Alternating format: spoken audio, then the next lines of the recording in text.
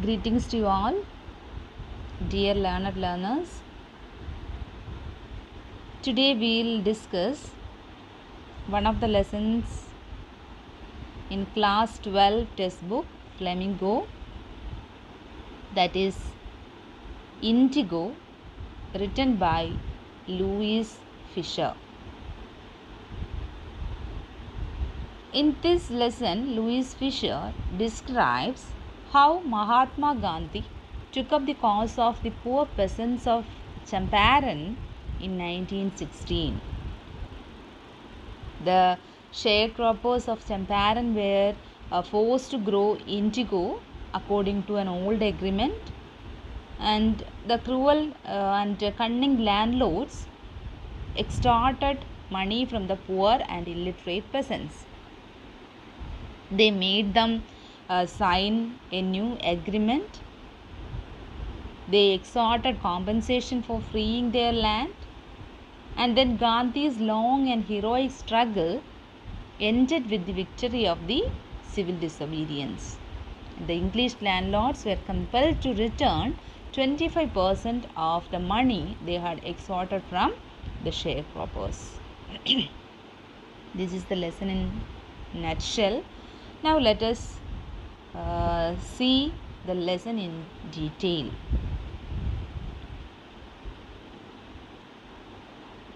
It starts by explaining how Mahatma Gandhi was struck with the idea of the departure of the British. He was telling, Gandhi tells Louis Fisher, when the idea of the departure of British came in his mind. It was in 1917. Gandhi had gone to the December 1916 annual convention of the Indian National Congress in Lucknow. Then a poor peasant came up to him. His name was Rajkumar Shukla. He was from Champaran. He wanted Gandhi to come to his district. Gandhi had never heard of the place. Actually, it was near the kingdom of Nepal in Bihar, and Shukla was a sharecropper there. Rajkumar Shukla was an illiterate but resolute. He had come to the Congress session to complain against the injustice of the landlord system in Bihar. Gandhi had an appointment in Kanpur and had to go to other parts of India as well. Shukla accompanied Gandhi everywhere.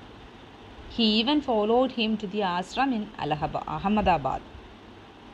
He begged Gandhi to fix a date. Gandhi was impressed with Shukla's resolute nature or his determination. He asked Shukla to meet him in Calcutta and take him from there.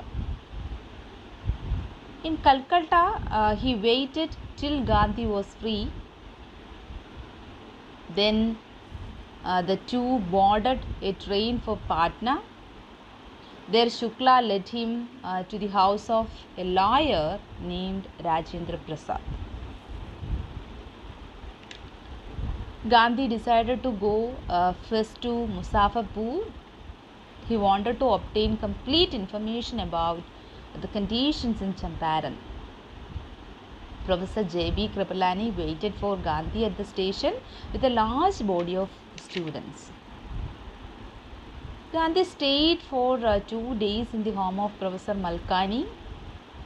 The news of Gandhi's arrival spread quickly through Muzaffarpur and then to Champaran. Sharecroppers from Champaran arrived on foot to meet their champion.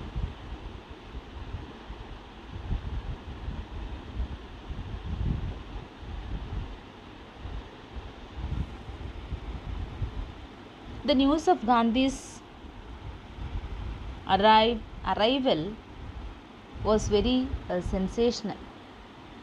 Muzaffarpur lawyers called on Gandhi to brief him.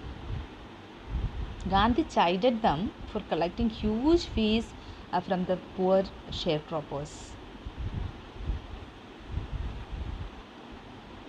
Most of the arable land in Champaran was owned by the Englishmen, the English landlords, and Indian tenants worked on the land.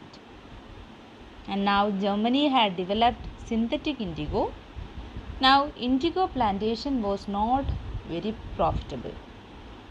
Therefore, they obtained new agreements from the sharecroppers. They were to pay to the landlords compensation for being released from the 15% arrangement.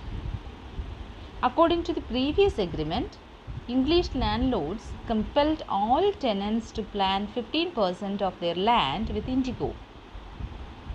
They had to surrender the whole indigo crop to the landlords as rent. Those who opposed were tortured by their hired bullies. Meanwhile, the illiterate peasants saw through the trick of the landlords. They were not ready to pay the compensation. Those who had signed wanted their money back.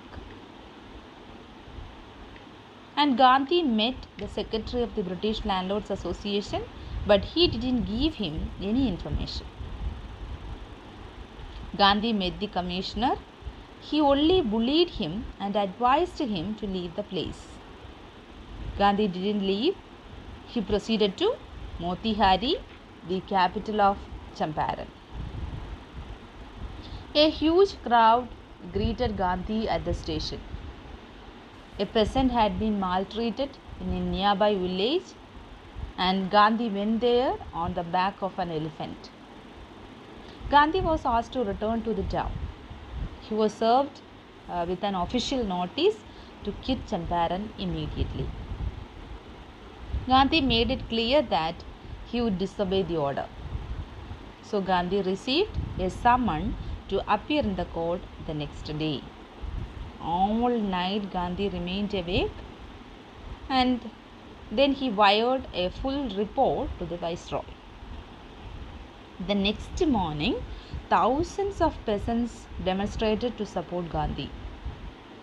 It was the beginning of their liberation from fear of the British. The officials felt helpless.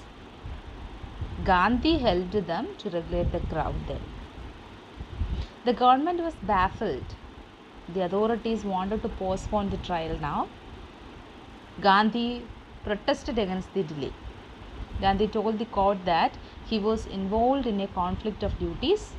It was his duty not to set a bad example as a lawbreaker. On the other hand, he was to do justice to thousands of poor sharecroppers.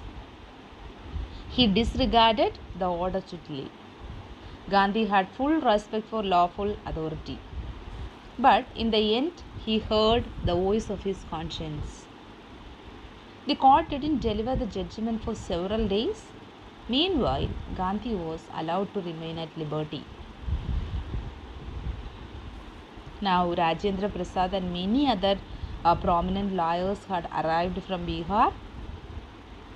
They conferred with Gandhi. Gandhi asked in their meeting, in their conference, Gandhi inquired, what did they do if Gandhi was sent to jail? The lawyers finally decided to follow him into the jail. Then Gandhi exclaimed, the Battle of Champaran is won.